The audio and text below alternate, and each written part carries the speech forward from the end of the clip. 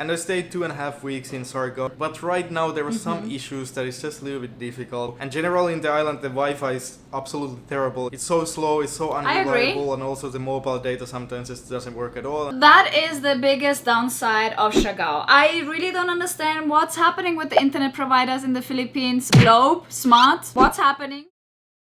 Okay, I'm not sure if I can tell this living in the Philippines, but let's see.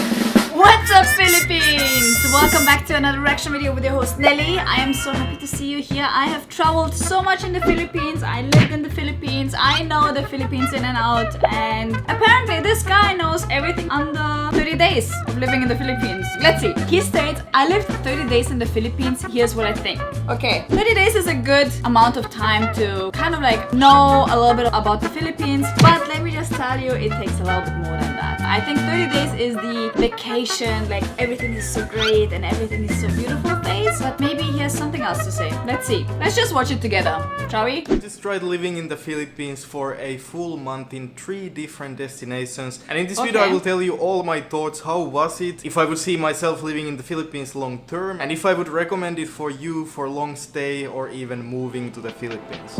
Alright, that is called a vacation, but let's see. It's and different. I'm a digital nomad living in Southeast Asia, mostly in Bali for the last 2 years. So I had high hopes for Philippines. Maybe it would be already a nice destination to stay long term. I already had one holiday in the Philippines 4 years ago and I loved it. Like the country is just really awesome and the people are the nicest. So I was so excited to see if I would see myself living long term in the Philippines as a digital nomad. But yeah, so let's go through the reality of living in the Philippines in my opinion in this video. So the first destination I went to was Manila, the capital of the Philippines. And I stayed in Makati area because I knew that's where many foreigners stay. It's a little bit more modern and safe. A nicer place to stay in Manila, but there's some other areas also I heard. But anyway, I was really impressed by Makati. It was actually really nice. It's so beautiful. There's so much greenery outside and it's really modern and it's just really nice city. I actually was so surprised because I visited many of the big cities in Southeast Asia and at least the Makati area in Manila was probably the nicest looking city I've seen ever. And of course there's many benefits with big cities, like there's good internet, there's lots of options for food, for accommodation.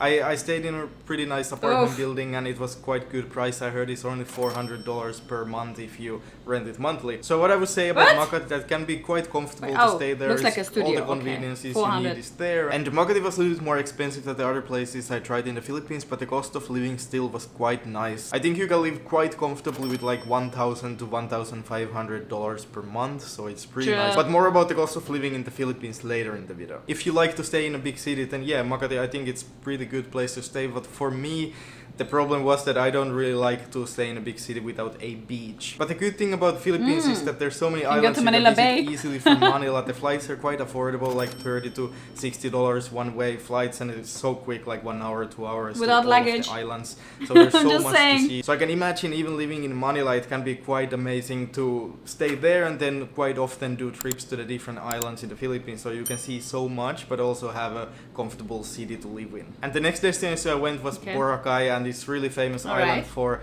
holidays, and it was really beautiful. The beach is really awesome, the water is so blue, the sunsets are so amazing, and it's pretty awesome place to have a holiday. But yeah, very touristic, and it's quite small, but there's many options for restaurants and cafes, and there's all the conveniences you need. There's big supermarket, there's pharmacies and everything. So basically you could even stay long term in Boracay, but yeah, it didn't really have the vibe of like there's no digital nomads or like community or anything like that. It's mostly for tourists. So yeah, I wouldn't stay there long term, but one of these amazing islands you can visit from Manila, so for that it's pretty perfect. But my third destination in the Philippines, I was the most excited. I have friends there, the couple from Happiness Crossing, Fernando and Vanessa, and they decided to stay in Boracay. Yes, there is not much of an expat community, but they are very immersive in the Filipino culture and have a lot of Filipino friends. So this is one thing, this is the huge difference between Bali and the Philippines. In Bali, you don't mingle that much with the locals. In the Philippines, you become very close with your friends and with your friends' family immediately. So in that case, it's just very different for these two places in particular. Because on paper it seems like it's a perfect place to live in the Philippines, and 4 years ago I visited this island and I actually met many people who lived there long term. So I was really looking forward to it and trying if I could live there, because it just seems to have everything you need for a nice place to stay long term. But the reality was a little bit different than that. So the third island was Siargao. I don't know if you heard about this island. It's becoming quite famous already because it's really beautiful. There's so much to explore. There is, for a holiday, one of my it's a favorite really islands. perfect place to travel because there's so much to see.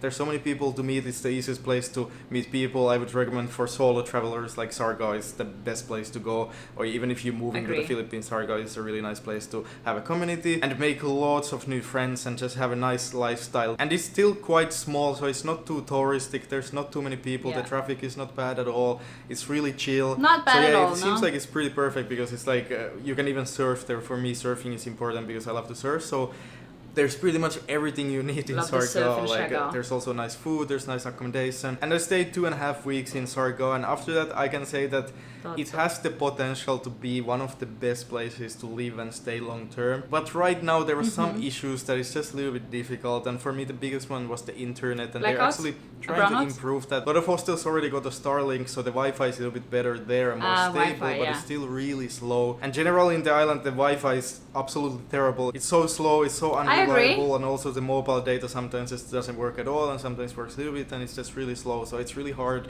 if you need to work in Siargao. And honestly, I don't need Wi-Fi that much when I work, but in the Siargao it was a little bit hard. It was difficult because even like little things, sometimes you need to check online, just one little thing, but then you need to wait like 5 minutes for that little thing to load, so it's a little bit annoying sometimes. So long-term living, I'm not sure if I'm ready still to go to Siargao. Okay, so that is the biggest downside of Siargao. I really don't understand what's happening with the internet providers in the Philippines. Globe, Smart, what's happening? Like, you guys need to be there because this has so much potential for being a little bit more developed and being a little bit more accessible as well if there's an infrastructure for people who would like to live there. Not sure if I'm ready still to go to Siargao just because of this issue. But also what I noticed after living so long in Canggu in Bali, that has so many cafes, so many activities, so many gyms, and like anything you need you have, and also surfing and also a nice vibe.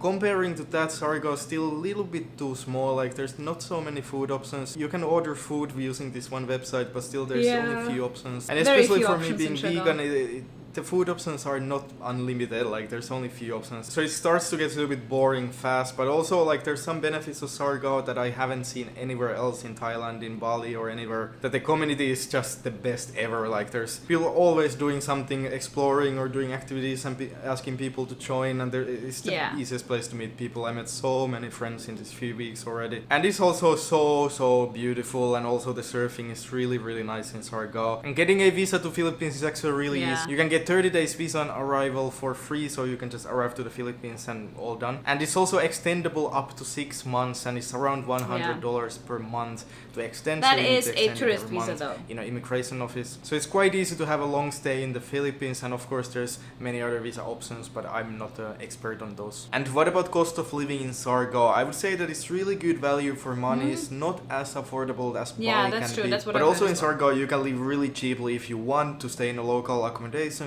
eat local food, so it can be really affordable. So I think you basically could live even with like $600 to $1,000 per month. But the way I like to live, staying in comfortable accommodation, eating good food, and doing all the kind of activities, and going to have a massage every now and then, and having a nice lifestyle, it would cost around $1,500 per month. But this is really awesome lifestyle. So it's really good value for money, enjoying the life to the fullest. But yeah, you already heard about the negatives also. So yeah, there's many benefits of living in the Philippines, having so many islands easily accessible, and exploring the whole country. But also in Siargao there's many benefits of it's just a unique place to meet people and have an awesome lifestyle, awesome travels. But after a month, I would say that for some people maybe Philippines is the best place already, but for me it has the potential, but I'm not ready yet. I would probably move to Siargao maybe 1 year if they improve a little bit the internet and a little bit better accommodation options, something that is more comfortable. It's still a little bit hard to find something that is good price and really comfortable in Siargao. So if they improve some things, a little bit more cafes, a little bit more developed, maybe I would see myself actually living there, preferring that over Bali,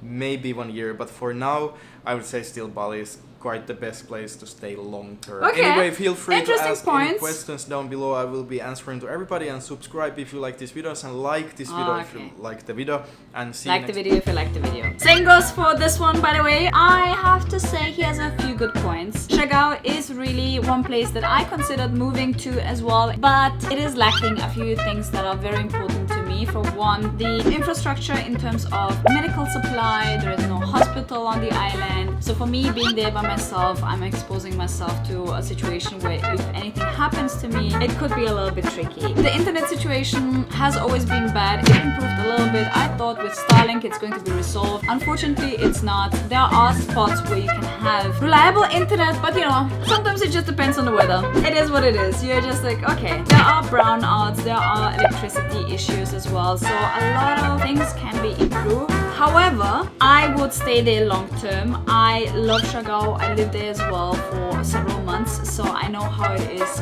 when you actually have your routine there, when you actually have your friends there, when you have things that you can look forward to. But yeah, let me know what you guys think. I definitely think that Boracay would not be a fit for me. It is just a little bit too touristy, and Manila, I did Manila for 4.5 years. I can't do city life anymore. It is, however, a city full of opportunities, so definitely if you're looking for that, check out Manila. That was it for today. I'll see you guys next time here.